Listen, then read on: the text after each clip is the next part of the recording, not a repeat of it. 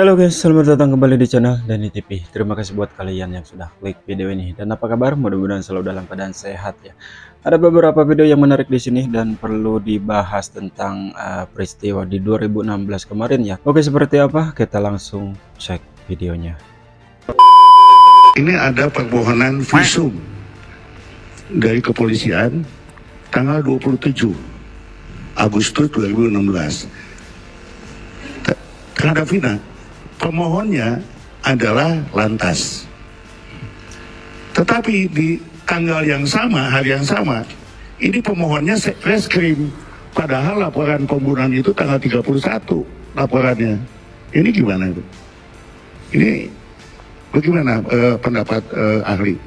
Iya, jadi pengajuan visum itu per et repertor adalah kewenangan bahkan kewajiban ya, yang menangani dugaan peristiwa tindak pidana gitu kan. Nah karena ini awalnya ditangani oleh penyidik kecelakaan lalu lintas, maka dialah ya mengajukan visum et repertum ke rumah sakit yang berwenang mengeluarkan itu. Nah ketika kemudian oleh Satuan Fungsi Reserse mengajukan visum juga pada tanggal justru sebelum tanggal laporannya, nah itu unik alias aneh menurut saya. Oh belum menangani peristiwa itu sudah mengajukan visum, gimana ceritanya? Saya nggak bisa paham itu. Satu peroleh sumber, iya.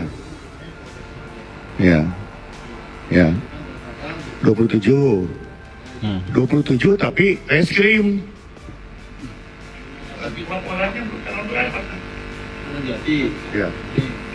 Ini RSUD Gunung Jati berdua. Kemudian ini RSUD. Ini RSUD Gunung Jati. Ini nomornya. Kan? Nah ini tanggal barunya diajukan oleh Sumber tanggal 27 Agustus. Diajukan oleh Lantas. Nah kemudian oleh Polres yang sama pada tanggal yang sama diajukan atas nama Reskrim di penomoran suratnya. Visumnya nomor visumnya sama. Beda. Yang mulia, ini nomor yang Reskrim itu nomor 190. Yang Reskrimnya kapan? Sama 27 juga.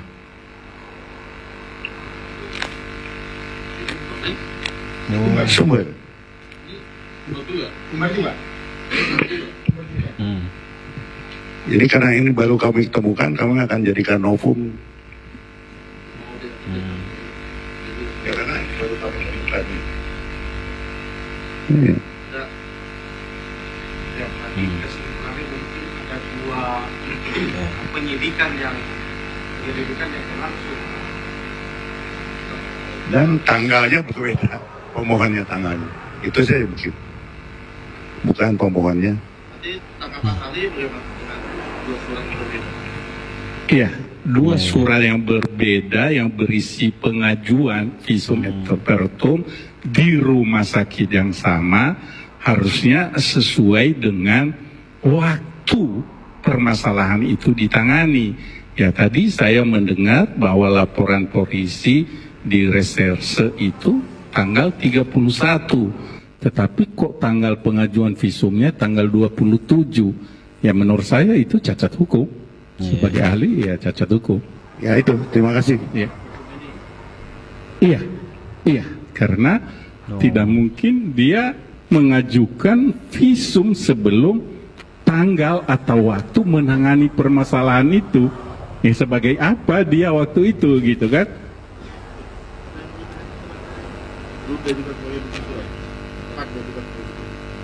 Oh.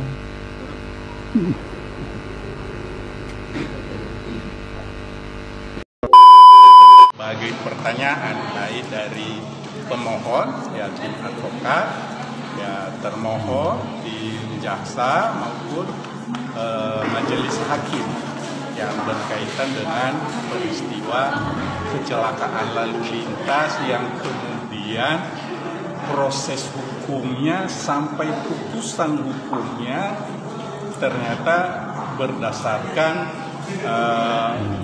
tindak pidana pembunuhan, bukan berdasarkan tindak pidana kecelakaan lalu lintas sebagaimana informasi awal dan fakta awal.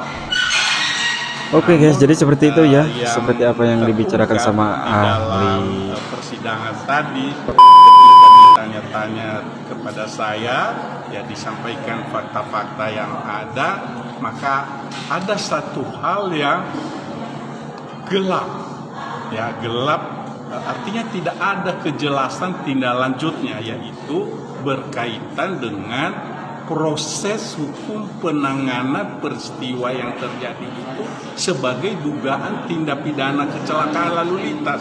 Jadi informasi tindak lanjutnya tidak ada kejelasan, berhenti begitu saja.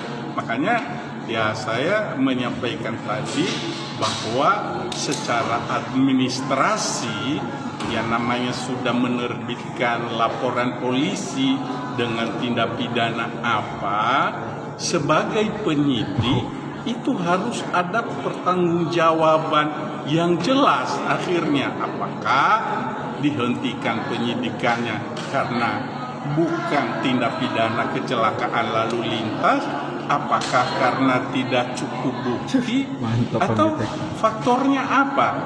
Ya ini tidak ada yang tahu alasannya apa.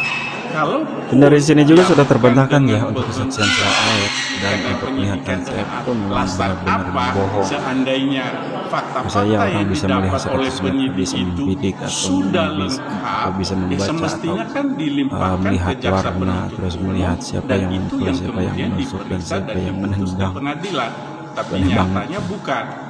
Ya, Jadi gugur sudah ya kesaksian saya proses di tahun 2016. Ini sebenarnya sudah yang terbuka, diperiksa dan sudah diputus dalam terang-benderang. persidangan, Namun mungkin adalah lebih kepada peristiwa, bukti yang dugaan otentik, pembunuhan, lebih kepada dugaan bukti pembunuhan. yang benar-benar Dan, terlihat, dan dengan ada beberapa dasar juga fakta-fakta berseliweran tentang ya, bukti yang kita tahu didapatkan ada sama 8 Bang orang Tito. yang menjadi Maka nanti narapidana bakal kita bahas. yang mereka juga Kita hadir lanjut. di ruangan hari ini, yang kita dengar bahwa ya sesungguhnya jangankan melakukan, mengetahui pun tidak peristiwanya itu. Jadi ya dengan itulah dilakukan upaya permohonan peninjauan kembali ini dengan harapan dapat memberikan keadilan semua pihak, tidak menjadi trauma nasional terhadap hukum kita yang tidak bersalah bisa menjadi bersalah itu. Pak, tadi Bapak menyebutkan ada tanda kutip kegelapan Pak, pada saat itu dan Ya. tidak jelas kasus akhirnya seperti apa. Apakah ini disebabkan oleh apa? Apakah memang tidak konsisten dan tidak terang-benderang dan tidak terbukanya, atau seperti apa Pak pada saat penanganan di itu? Iya, saya tidak bisa berasumsi penyebab gelapnya ini, apakah dengan sengaja, apakah kelalaian, tetapi saya katakan gelap karena di dalam tanya jawab tadi tidak ada kejelasan tindak lanjut penanganan peristiwa itu sebagai kecelakaan lalu lintas. Kenapa dia berhenti? Saya katakan tadi kalau sudah terbit laporan polisi itu harus ada pertanggungjawaban akhir yang jelas. Kalau dihentikan karena itu memang ternyata bukan kecelakaan lalu lintas, ya tidak cukup buktinya gitu kan, ada faktor lain sehingga menghentikan penyidikan, ya harusnya itu bunyi di dalam berkas penyidik yang diberikan kepada pihak-pihak berwenang, baik itu kepada atasan, terhadap keluarga gitu kan. Ya saya tanya apakah ada pemberitahuan kepada keluarga gitu kan. Ternyata tidak ada. Bisa disimpulkan cacat hukum nggak sih Pak seperti ini? Ya, kalau kita bicara cacat hukum, ya tentu harus dilengkapi dengan banyak fakta gitu ya.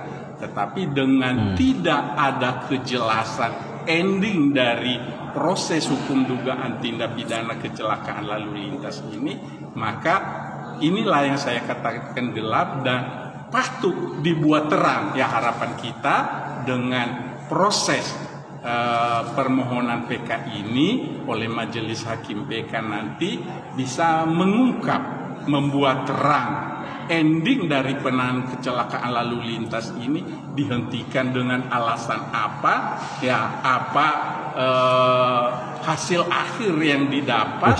Ya ini kita berharap kepada Majelis Hakim meninjau kembali di Mahkamah Agung bisa membuat terang benderang sehingga memberikan keadilan kepada semua pihak, terutama terpidana yang sudah 8 tahun dalam masa kita. Demikian. Terima kasih Bapak.